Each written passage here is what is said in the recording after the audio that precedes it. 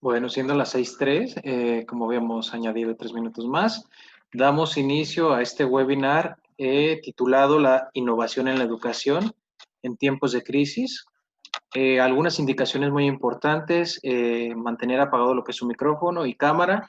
Si tienen preguntas sobre el tema, dejarlas en el chat. Al finalizar el panel, la panelista responderá algunas preguntas.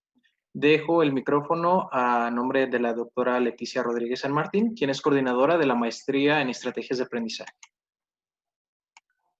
Muchas gracias. Buenas tardes a todos. Muy agradecida por presentarse en esta ocasión a la maestra Carmelita, y vamos a hablar de la innovación en la educación en tiempos de crisis. Para iniciar, quisiera dar como un poquito el currículum de nuestra panelista. Y ella tiene la licenciatura en matemáticas, tiene la maestría en tecnologías para el aprendizaje, es autora de diferentes guías y libros de texto en matemáticas para el nivel medio superior. Trabaja también como formadora de maestros, tanto en la Universidad de Guadalajara como en la de Aguascalientes, con referencia a las competencias e innovación. Pero para iniciar un poquito a lo que es el tema de trabajo, que es la innovación educativa, que es lo que nos compete en este momento, vamos a hacer como ciertas aclaraciones. ¿Qué es la innovación educativa? Cualquier innovación introduce novedades que provocan cambios.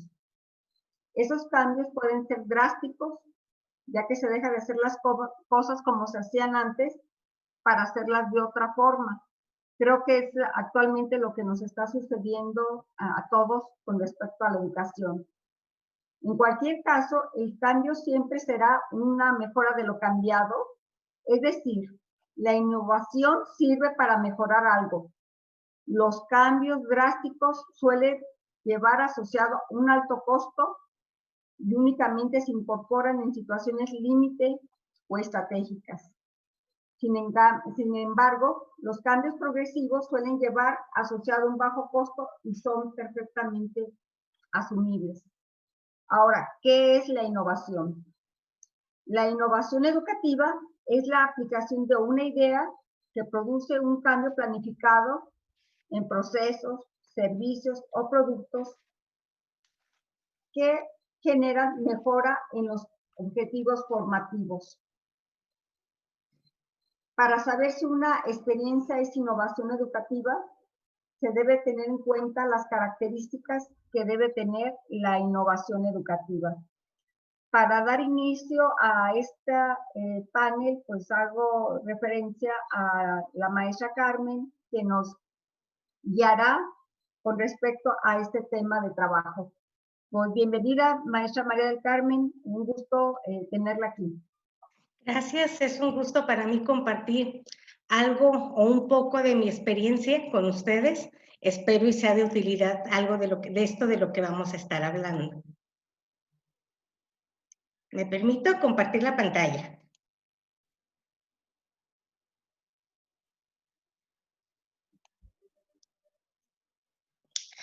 Nuestra charla habla sobre la innovación en tiempos de crisis.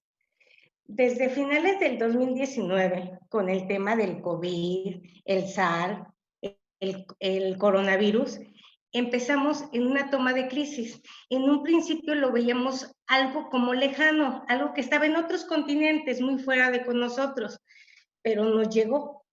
Y nos llegó en forma a lo mejor muy repentina, llegó en un fin de semana en el que tuvimos que presentarnos a muchos cambios que fueron muy drásticos para todos. Como docentes, creo que nos vimos mucho como esta imagen pixeleada. Tuvimos la necesidad de retomar todos los archivos que teníamos, hacer uso de cuestiones que nuestros adolescentes, nuestros niños ya están enfocados a usar redes sociales, a usar Facebook, a usar WhatsApp, y lo utilizaban, creíamos, bueno, o al menos yo creía que mucho mejor que la gente que no fuimos nativos digitales. Con esta crisis nosotros nos vimos obligados a innovar, pero igual como nos decía la doctora Leti, pues, ¿qué es innovar? Innovar nos involucra un cambio, pero no es un cambio nada más por hacerlo. Si tomamos un diccionario, nos dice que innovar es un verbo transitivo directo. Innovar es convertir algo nuevo, es renovar, es restaurar. Innovar es introducir una novedad, hacer algo como no lo hacíamos antes. Y en este proceso de innovar, como docentes nos vimos a estar reestructurando nuestras planeaciones, nuestras estrategias. Veíamos, después de haber invertido 2, 3 horas de trabajo quizás, que hacíamos papelito o hacíamos bolita en nuestro trabajo y vemos, es que esto no nos va a funcionar. Llegamos a tratar de ponerlo en práctica. Empezamos en esta temporada de crisis a tratar de innovar a prueba y error, pero teníamos que hacer algo, porque no era nada más convertir o tratar de pasar a la virtualidad todo lo que nosotros teníamos en la presencialidad. Y ya de este verbo nos vamos, pues, ¿a qué es la innovación? Innovar era el verbo, entonces innovación es el sustantivo que nos lleva a hacer algo nuevo, a hacer un cambio. Dentro de esta innovación nos dicen, pues es la acción y el efecto de innovar. Entonces, es el resultado de la acción que yo implementé. Pero ¿cómo tratar de verificar esos resultados? Por eso también en el diccionario nos dicen que la innovación es la derivación por extensión de sentido. Aquello que es nuevo, cosa nueva, novedad. Como docentes en esta crisis tuvimos que cambiar muchas cosas. Y ese cambio a lo mejor en un principio lo estuvimos haciendo de forma espontánea, pero esa práctica nos forzó a estar innovando, a hacer cambios a lo que ya era nuestra práctica docente y nos llevó, me atrevo a decir que a la mayoría, a estar usando tecnologías, pero unas tecnologías que no fueron, pues no fue muy democrático la forma en que lo hicimos por imposición y no pudimos asegurarnos que nuestros estudiantes tuvieran esas herramientas tecnológicas que requeríamos para comunicarnos con ellos.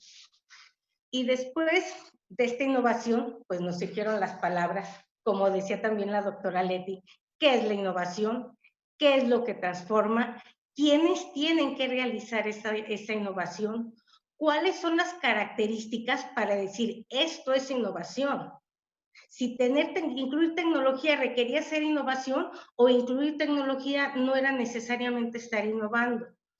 Por eso nos fuimos a tratar de buscar definiciones y en un diccionario nos dice, la innovación es un proceso social complejo, implica cambios en diferentes ámbitos, pues esos cambios también los implicó en nuestro proceso de tratar de buscar formas de cómo aprendieran nuestros estudiantes, tratar de diseñar y transmitirles estrategias para que ellos aprendieran, porque nosotros no les transmitíamos conocimientos creo que ni antes de tratar de innovar, ni en la época de innovar. Teníamos que estar reestructurando ciertas estrategias para que ellos pudieran aprender.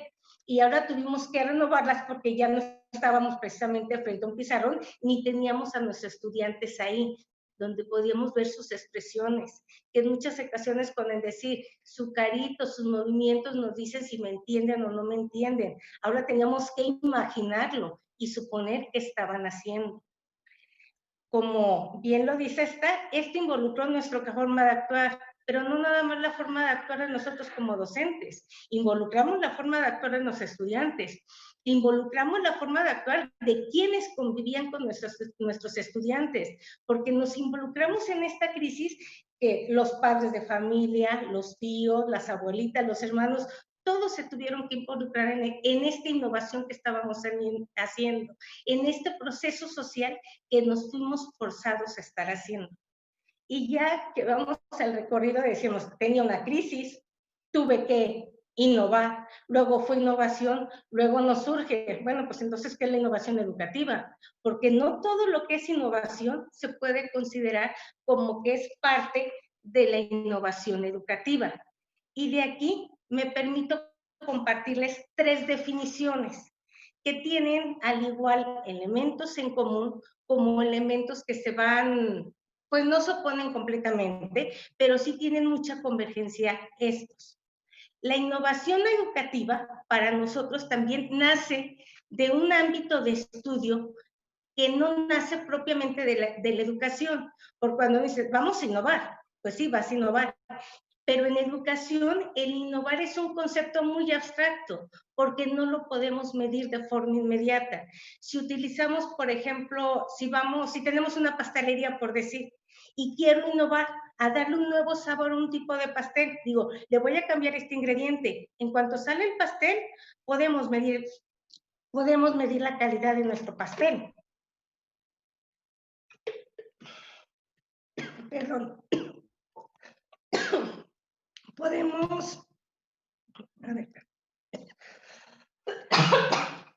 Podemos decir si el sabor fue... Dejen tomar más agua, por favor.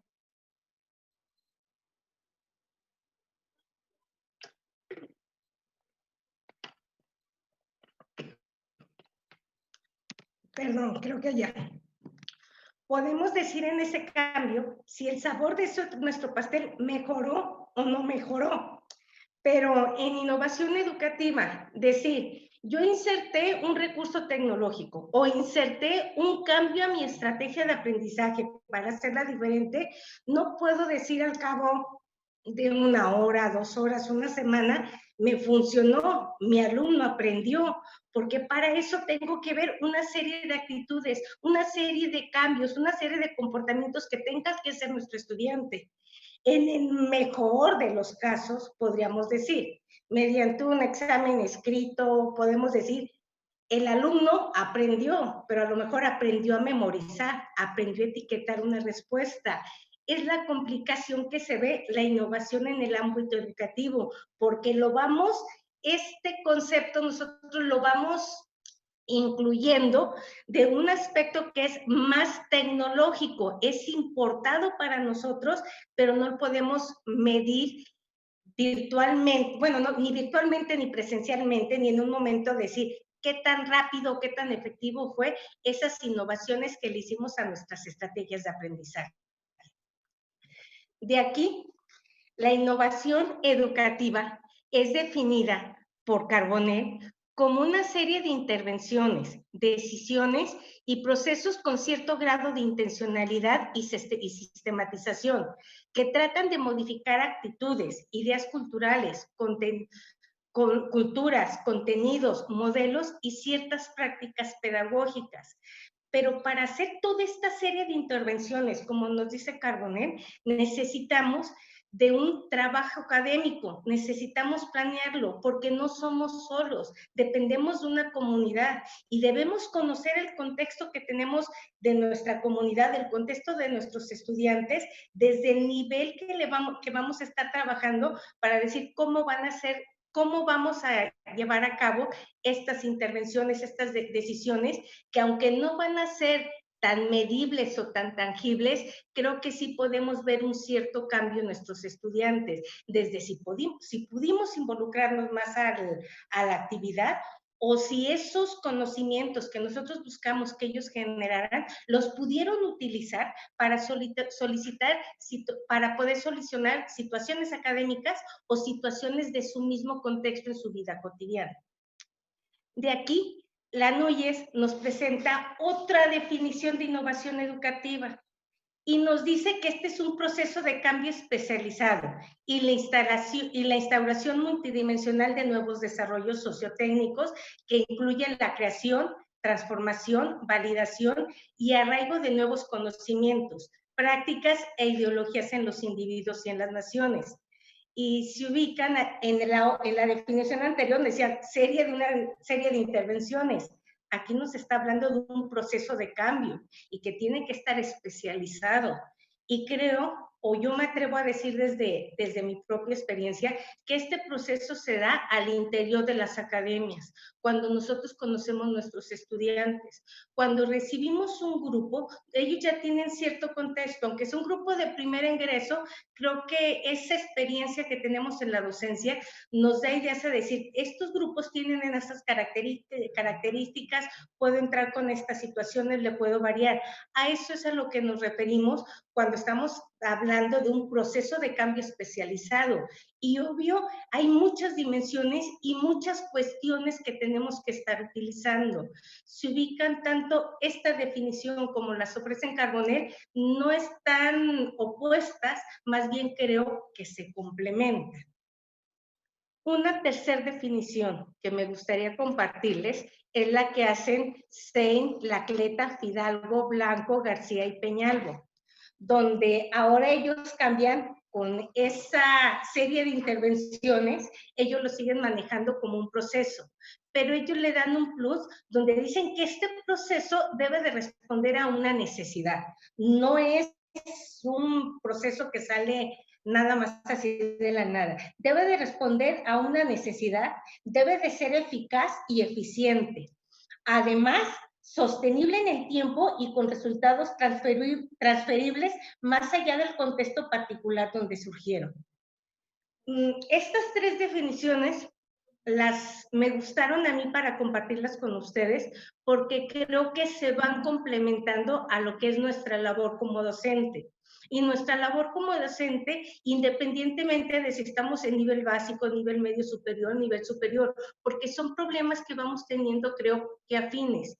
Y tenemos que cambiar nuestra forma tradicional de dar clase. No podemos decir aquí, me voy a llegar, voy a estar, voy a presentar a lo mejor un PowerPoint, donde a lo mejor lo único que hacemos es leerlo. Eso no es innovación aunque estemos usando tecnología, porque no estamos cambiando nada. En la actualidad, creo que la educación implica que nosotros tengamos que involucrar más a los estudiantes para que ellos mismos sean los que estén generando sus propias competencias, que estén generando conocimientos y aprendizajes. Ahora, ya que fuimos con el hecho de la crisis, lo que nos ocasionó que tuvimos que innovar, que tuvimos que diferenciar entre la innovación y qué era la innovación educativa, es cuándo tenemos que innovar. Tenemos que innovar cuando tenemos que dar respuesta a una necesidad que nos surge. La innovación, por lo regular, no debe de aparecer de forma instantánea, a como nos ocurrió con esta época de coronavirus. La innovación debe considerar una base de conocimientos adquiridos en la práctica docente.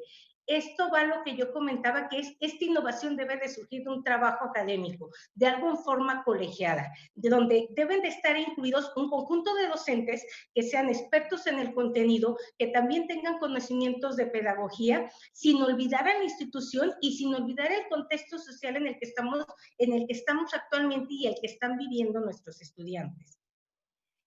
Para innovar, bueno, pues aquí creo que ya van a hablar de las posibles necesidades, cuándo se realizan las planeaciones, incluir procedimientos y seguimientos de autoevaluación y seguimiento. La innovación, cuando decimos incluye procedimientos de evaluación, en este caso estamos hablando también de algo que se está asemejando a los procesos de investigación. Nosotros como docentes, cuando estamos planeando, intervenimos, y si hacemos un verdadero análisis de lo que estamos trabajando con ellos, estamos llevando un proceso de investigación que se puede adecuar muy bien en lo que es el proceso de investigación-acción. En los procesos de innovación, nosotros tenemos, o innovación educativa, definido en 5 fases. Primero tenemos que determinar cuál es el problema, las necesidades que tenemos y los recursos que tenemos para poder implementar ciertos cambios que queremos hacer. Con ese problema necesitamos un diagnóstico, que lo pudimos haber generando con los conocimientos que ya tenemos del contexto o al enfrentarnos a nuestros grupos. Ya que tengo los problemas, que tengo la necesidad, que tengo el diagnóstico, debemos de hacer un diseño. Ya que hice el diseño, pues tenemos que implementarlo, es cuando vamos a la aplicación. Y conforme lo vamos aplicando, en ese momento nos vemos obligados a hacer un proceso reflexivo de decir, lo que estoy haciendo está funcionando o no está funcionando, o con las características que tenemos, debo de involucrar ciertos cambios para poder redireccionar. Y si ubican, este proceso de 5 pasos es muy similar al proceso de investigación-acción, que están entre 4 y 5 pasos, donde está el planteamiento del problema, está el implementar, está el reflexionar, está evaluar y de nuevo volver a implementar. En esta forma, si nosotros empezamos pues a empezar a escribir, a empezar a argumentar, a empezar a dar un cierto formato a nuestras intervenciones, estamos llevando un proceso de investigación, mas no así toda investigación necesariamente va a involucrar una innovación y una innovación educativa. De aquí, nosotros nos hemos ido o estamos muy a la idea, mucha gente está, a que el innovar está arraigado a que tengo que utilizar tecnología.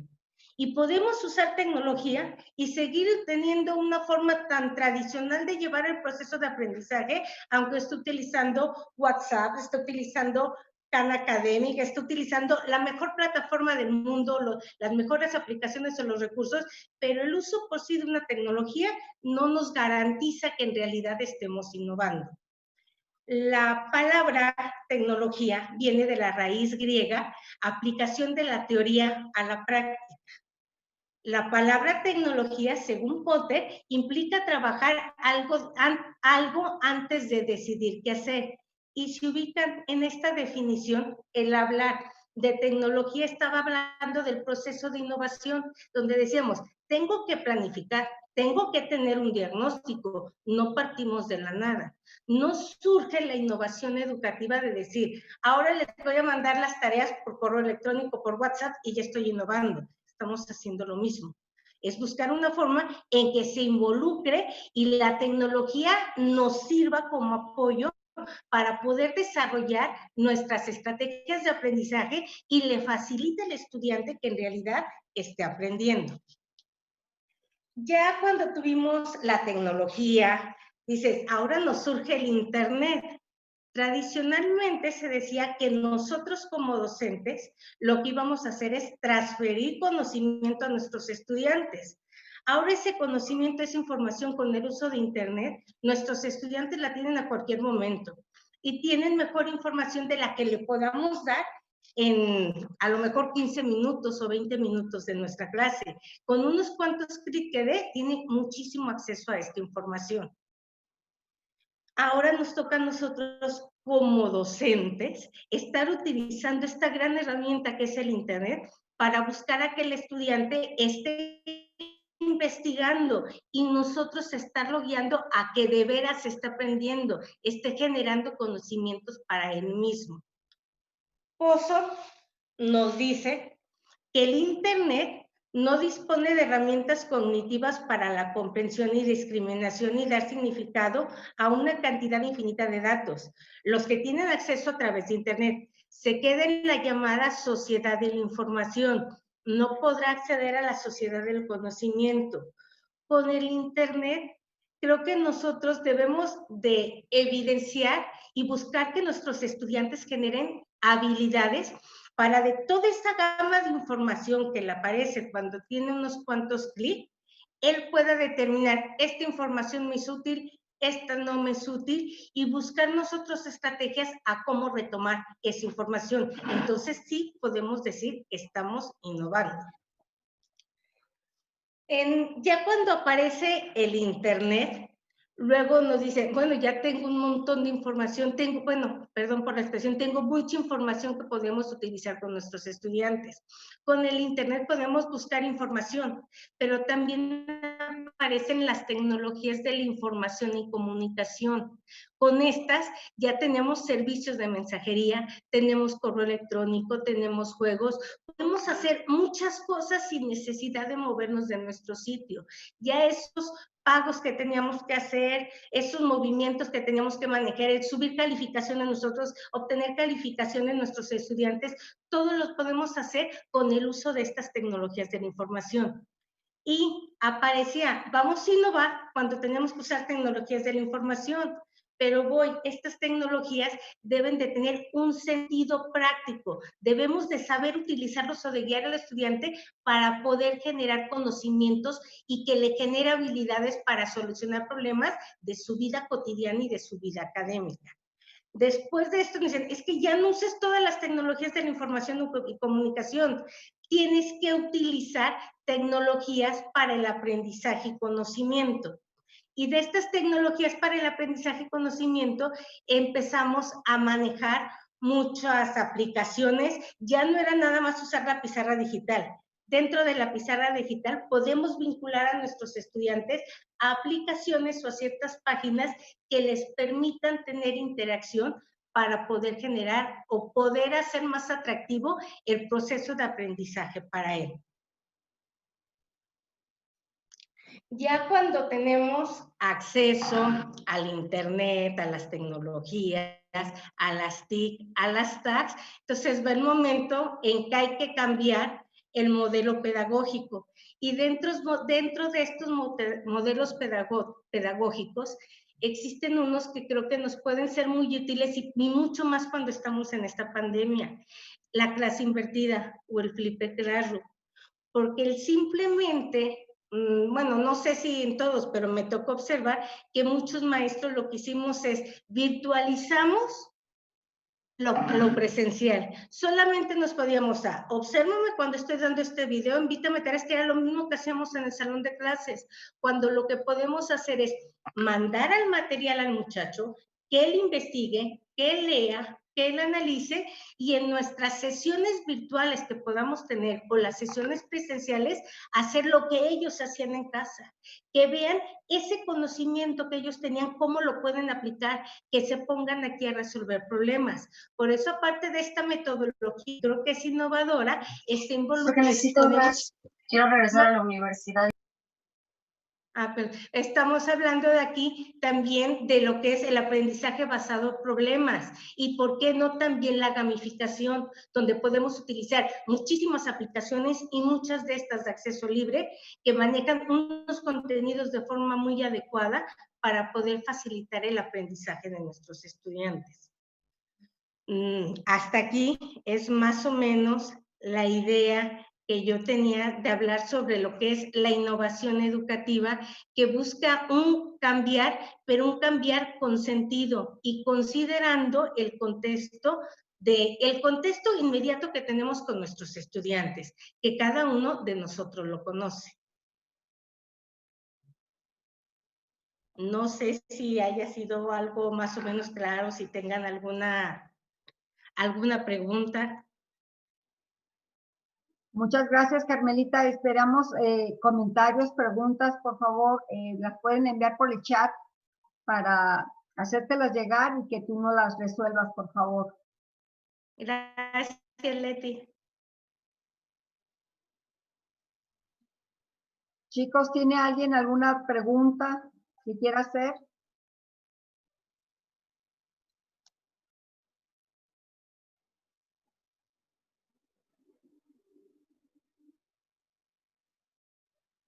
Oigan, hablo muy rápido y no creo ser tan buena ponente como para que haya quedado tan claro todo. Con respecto al área de investigación, creo que necesitamos despertar un poquito las ganas de ellos por investigar, porque están muy metidos más en lo que es las redes sociales, como TikTok y otras, Facebook, que el tratar de investigar para adquirir conocimientos. Eso sí nos cuesta un poquito de trabajo. Yo creo, Minerva, que que una forma de poder atraer a los estudiantes a esos es no precisamente decirles, no uses TikTok o no uses el Facebook, ¿por qué no involucrarlos en ese TikTok? A lo mejor ponernos a hacer un TikTok para ellos, pero con un sentido o con un contenido que les vaya a ser de utilidad, y poco a poco, en cierta forma, lo van dejando. En mi experiencia, por ejemplo, yo veía que los estudiantes en presencial no dejaban el celular. Y muchas de las quejas cuando empezamos a trabajar en lo virtual era, es que no tengo datos, es que no tengo computadora, es que no tengo celular, pero como en el salón de clases sí lo tenían. Entonces yo siento que más bien es jugarles, aunque no es fácil, pero sí estar utilizando lo que ellos tienen para poderlos enganchar a tratar de que aprendan lo que nosotros queremos, aunque es complicado. Sí, yo lo veo un poquito complicado a todos los niveles sociales, ¿sí? Los chicos están más preocupados por estar comunicándose entre ellos. Y lo veo también en clase, porque estamos en clase, pero ellos están mandándose mensajes cuando nosotros estamos explicando la clase.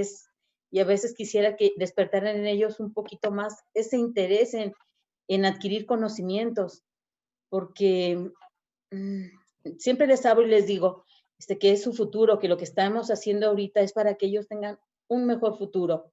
Es parte de su formación, que se integren en la clase, y trato de resolver con ellos los problemas que tenemos en el libro de texto. Cuando no terminamos, pues, o si necesitamos algo, investigar algo, se los dejo de investigar, pero como que les falta un poquito de iniciativa a ellos mismos. Entonces, ¿cómo podríamos despertar esa iniciativa también? A mí se me ocurre, Minerva, por ejemplo, hablar de la clase invertida. Por ejemplo, ahorita mencionaste de tratar de resolver algunos problemas de los que tienen el texto. Pongo mi ejemplo, yo soy matemático y se me hace más fácil enfocarlo con problemas de matemáticas. Por ejemplo, si quisiera hablar de fracciones, ¿qué es con lo que decimos? Es que no saben fracciones. Yo siento que los niños sí saben fracciones, porque desde que están como en 3, 4 años, ellos siempre se enfrentan a la tarea de que tienen que dividir o que tienen que compartir, que de ahí sale el concepto de fracción. Si nosotros logramos hacer como un recurso, también dependiendo del nivel, donde decía, este es el contenido que tienes que tener, y en el momento en que te voy a tener en la sesión virtual, nos vamos a dedicar a lo que comentaste, a resolver los problemas, que ellos lo vean como el proceso al revés. Lo de dar clase, lo de información, que ellos lo generen o que ellos lo obtengan, o nosotros presentárselo mediante mapas, mediante diagramas, mediante esquemas. Y en el salón de clases, o en este caso en nuestras sesiones virtuales, que sea precisamente resolver las situaciones que normalmente les dejamos solos. Creo que sería una buena estrategia. Pues, bueno, al menos ahorita la estrategia que estamos utilizando para las clases de ciencias, como no estamos, no podemos estar, yo doy las clases de ciencias, entonces en lo que es la clase de química, lo que hago es ver tutoriales acerca de cómo hacer los experimentos, y es lo que les estoy poniendo en clases para que ellos vean. Les digo, no podemos estar ahorita en el laboratorio, pero vean cómo se llevan a cabo los procedimientos para determinar densidad, cómo preparar requesón. Hay infinidad de prácticas que podemos tener en el área de química. Algunos sí se muestran interesados, otros así como que me ponen pretextos, pero no sé si esa sea una buena herramienta. O sea, ¿qué opina usted de estar utilizando esa herramienta? Pues, a mí me parece que aprendemos más haciendo y viéndolo con algo práctico, a que solamente decirles, por ejemplo, en química, cuáles son los elementos que se están haciendo, porque ahí ellos lo están viviendo. Nada más creo que ahí tendría que ver con el cierre que le podamos dar a los muchachos para decir, esto fue lo que hiciste, este proceso que tú hiciste para hacer el requesón, en química se le conoce así y estos procesos estuviste trabajando, que también conozcan la parte de lo que se conoce con la ciencia. Sí, de hecho, les dejé que prepararan ellos el requesón, que prepararan mayonesa, pues algunas prácticas que sean más fáciles de de hacer en casa. Tampoco no está complicado porque no tienen todo el material necesario para estar trabajando. Pero, o sea, ¿qué opina de los tutoriales? ¿Sí son buenos o no? Yo creo que sí, y sí se prestarían dentro de la clase invertida porque ellos lo ven antes. Y si en la sesión que tú los tienes, los pones aquí en ese momento y que ellos estén compartiendo sus pantallas de cuando están haciendo el requesón, la mayonesa y demás, creo que eso es más atractivo porque creo que a todos como seres humanos nos gusta ver, yo quiero ver cómo lo está haciendo mi compañero, yo quiero ver cómo lo hace. Y hasta el buscar el cómo, el error de qué tuvo el estudiante, eso nos ayuda, creo que también a aprender. Gracias por su atención. Sí, maestra, yo tengo una duda respecto a... Permítame tantito, por favor. Sí, muchas gracias.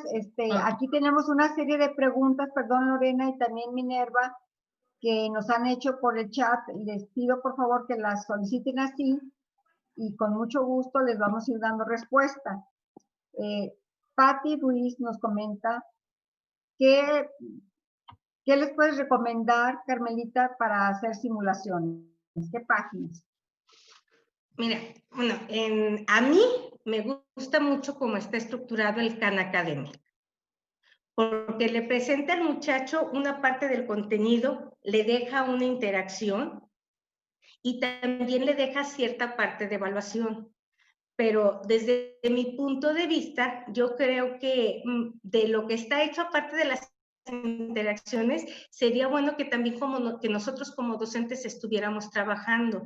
Por ejemplo, en EducaPlay, la parte que está gratuito, a lo mejor calarle con una partecita, podemos generar recursos que aprendan el estudiante exactamente el contenido que nosotros queremos, porque nosotros conocemos las características de nuestros estudiantes, a diferencia de cuando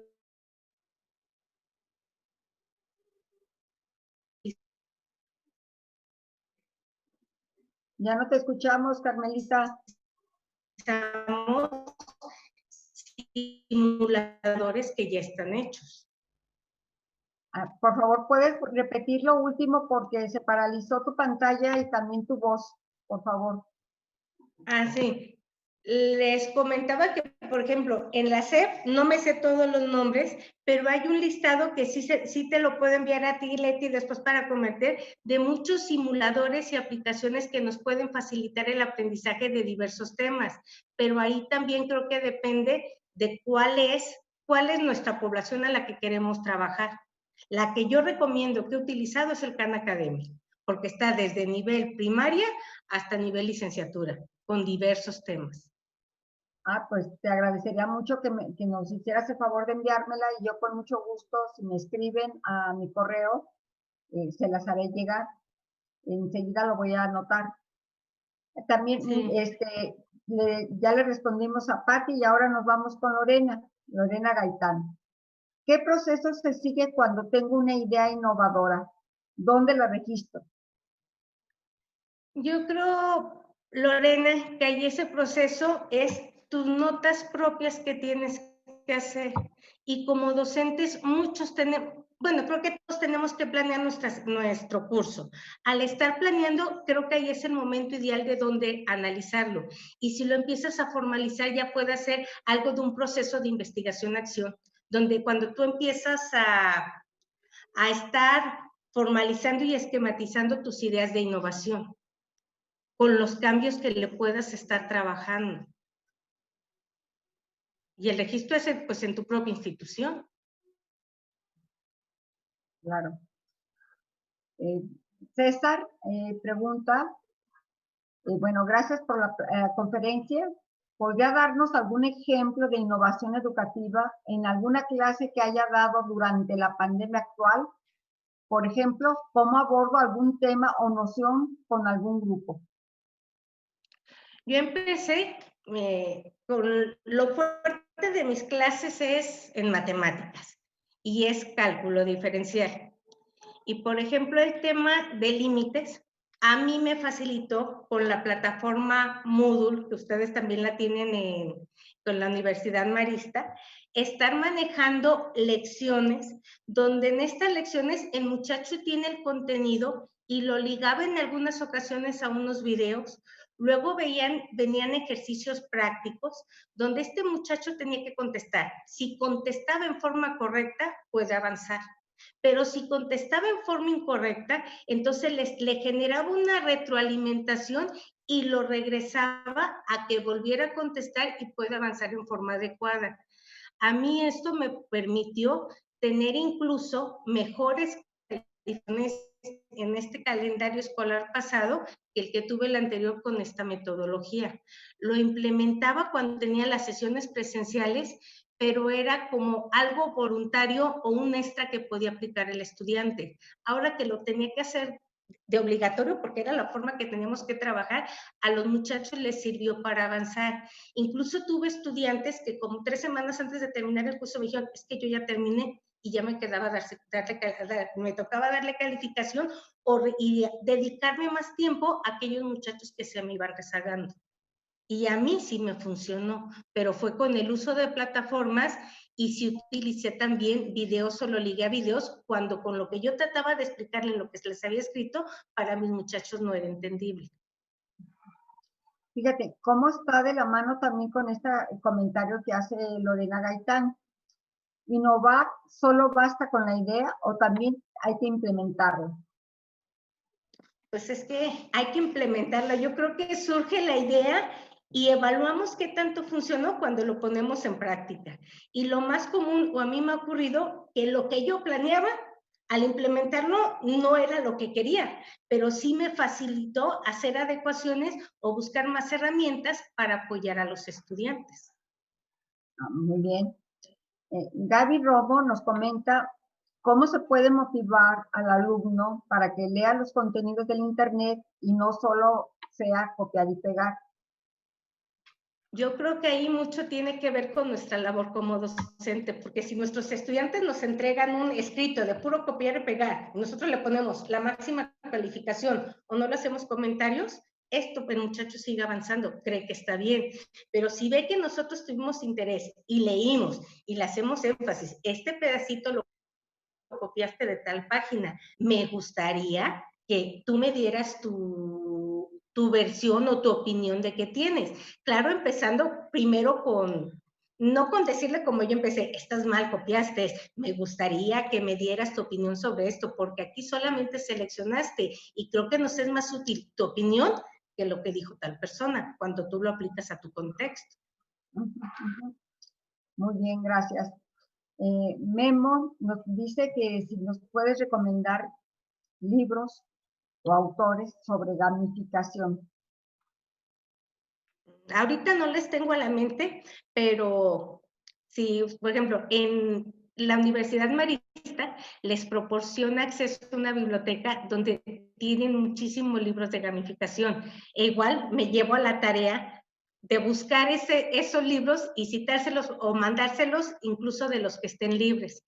Y ahorita tengo 2 tareas que tengo que entregarle, y lo de las páginas y lo de los libros de gamificación. Ah, perfecto. ¿Y qué es gamificación, por favor? Aprovechando, porque también Martita nos pregunta que qué es. Pues gamificación es tratar de buscar que los estudiantes estén aprendiendo, pero mediante el uso del juego. Usar el juego como una herramienta de aprendizaje. Ah, mira, muy sencillo, ¿verdad? Y muy claro. Sí. Muy bien, muchas gracias. Martín nos hace referencia que si puedes hablar un poquito más sobre las TACs. Las TAC. Cuando nosotros hablábamos de las tecnologías de la información y la comunicación, era precisamente tener información. Pero, por ejemplo, el Khan Academic no es información, es una página que se generó para que nosotros ahí podamos generar aprendizaje y conocimiento. Tiene que ver con tecnologías que están en la web, pero que su enfoque es que nosotros podamos aprender o podamos generar conocimiento, no simplemente generar información. Como por ejemplo, las aplicaciones que usamos para el banco, eso son tecnologías que es para informar y comunicarme, pero no me está generando conocimiento. Si utilizamos, por ejemplo, el Kahoot, que va con gamificación, porque voy a jugar, pero también me va a estar generando conocimiento. Entonces, esta es una tecnología del aprendizaje y conocimiento, no nada más una tecnología de la información y comunicación. Las TAC son como un pequeño apartado, un pequeño subconjunto de las tecnologías de la información y comunicación. Y es su fin el que las diferencie. Importante. Gracias, Carmelita. Ahora Conchita nos comenta lo siguiente. Nuestros alumnos y padres de familia están inconformes con las tareas. ¿Cómo no innovar en las clases para que la investigación sea desde el aula virtual?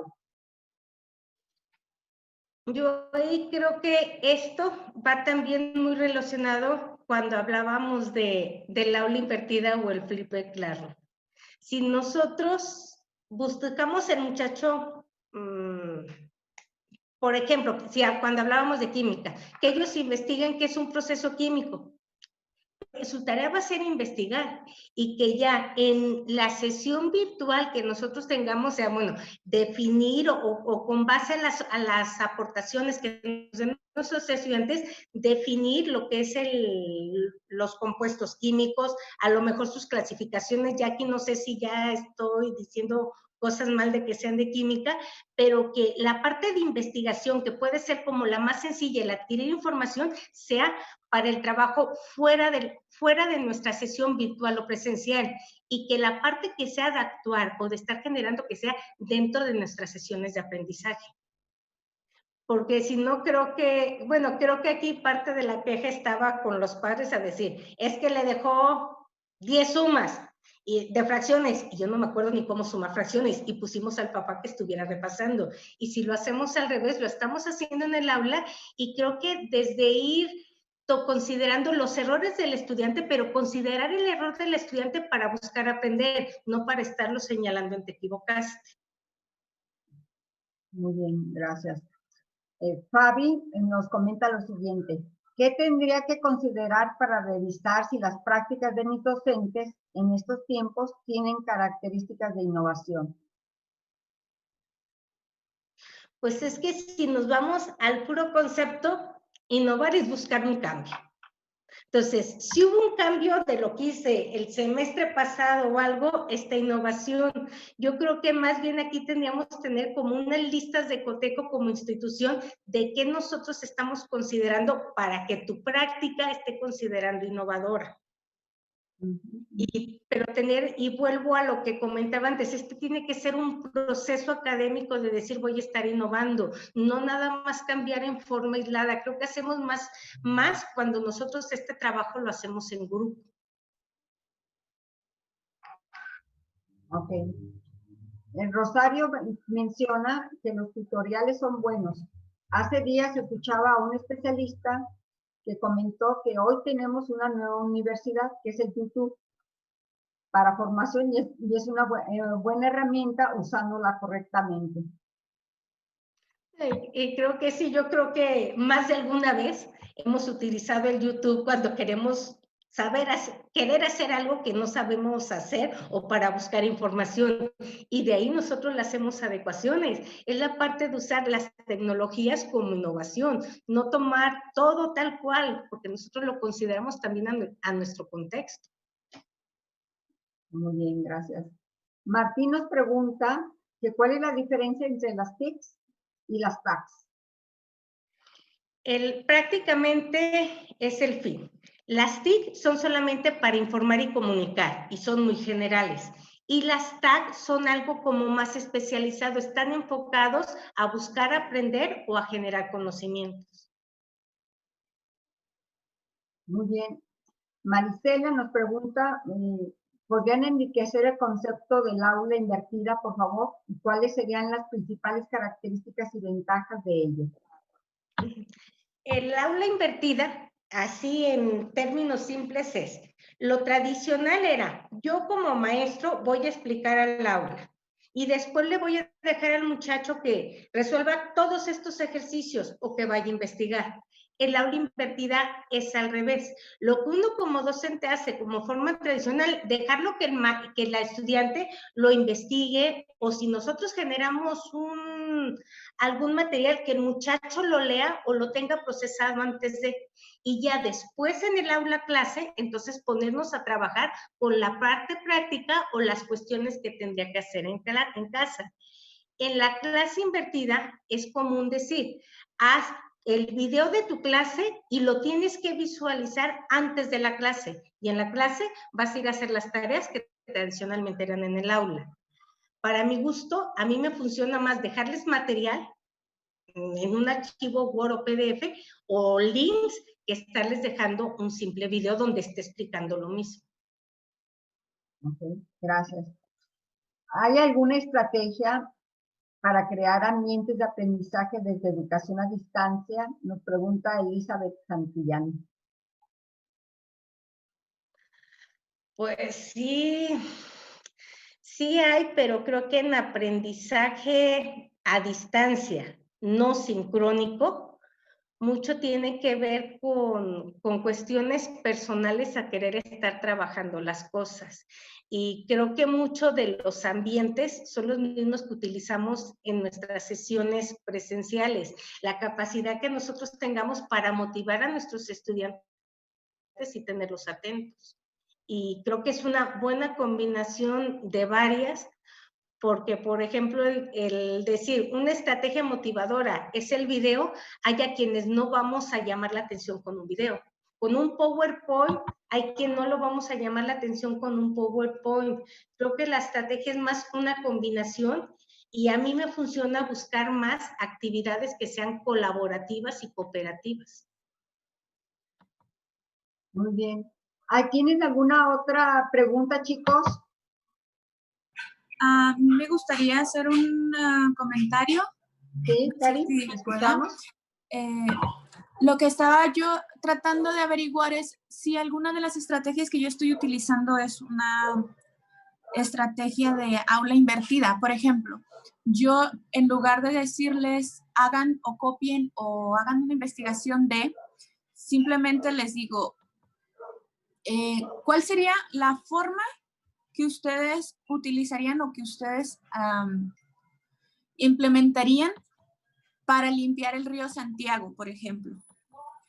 Y en la plataforma o por vía WhatsApp les hago llegar los documentos, alguna una lectura, una investigación, videos o presentaciones de PowerPoint, y ellos deciden qué es lo que les gustaría leer. Por ejemplo, si hay uno que le gusta leer, ahí están los documentos. Si a alguien le gusta mejor ver los tutoriales, ahí están las ligas. Si alguien quiere ver la presentación de PowerPoint, ahí está. Y ellos responden la pregunta. No sé cómo considera eso la maestra, por ejemplo, y ya ellos tratan de responder la pregunta.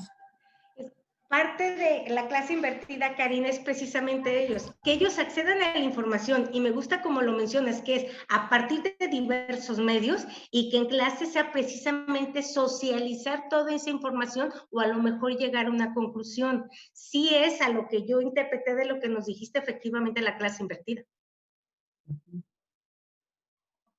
Y okay. Ahora, sí, ahora, en lo que le mencionaba, sí me ha funcionado con algunos alumnos. Por ejemplo, unos sí leen y sí ven los videos y los tutoriales. Pero es un 20% de la clase.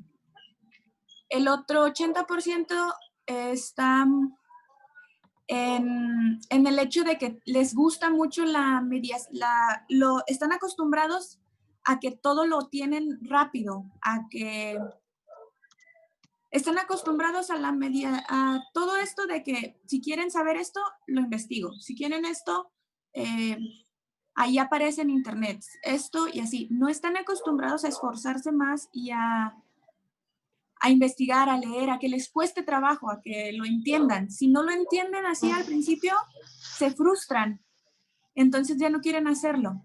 No sé si esto nosotros también pudiésemos modificarlo, porque es que más sintetizada la información no se las podemos dar, más no sé, como yo he buscado la manera de, solamente haz esto, te lo mando por WhatsApp, mándamelo a mi WhatsApp y solamente tú subráyamelo ahí mismo en la imagen del WhatsApp, o selecciona, o circula, o solamente une con líneas en el WhatsApp, o si quieres hacerlo en el Google Classroom, por el Google Classroom, adelante. Si quieres, estamos en la clase por Meet y ahí conversamos y tú me dices si participas.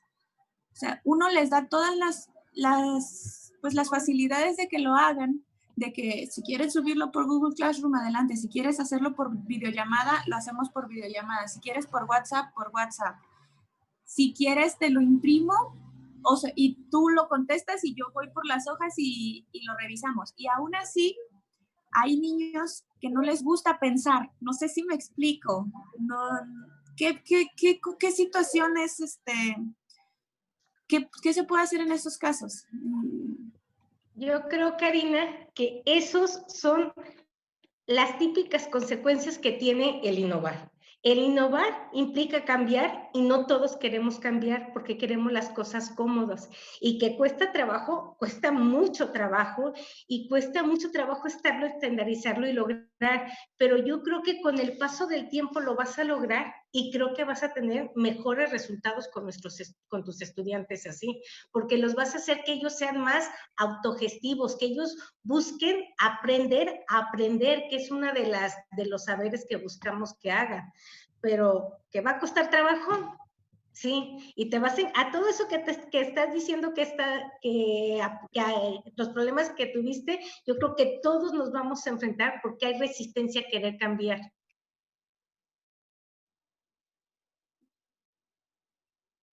Ok, muchas gracias. Bien, gracias. ¿Tienen alguna otra pregunta?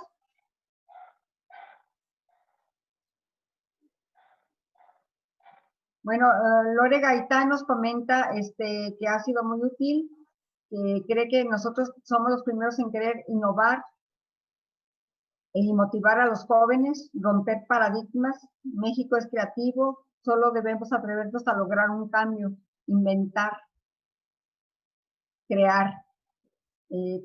Caro Mendoza nos menciona, muchas gracias, me encantaron las estrategias.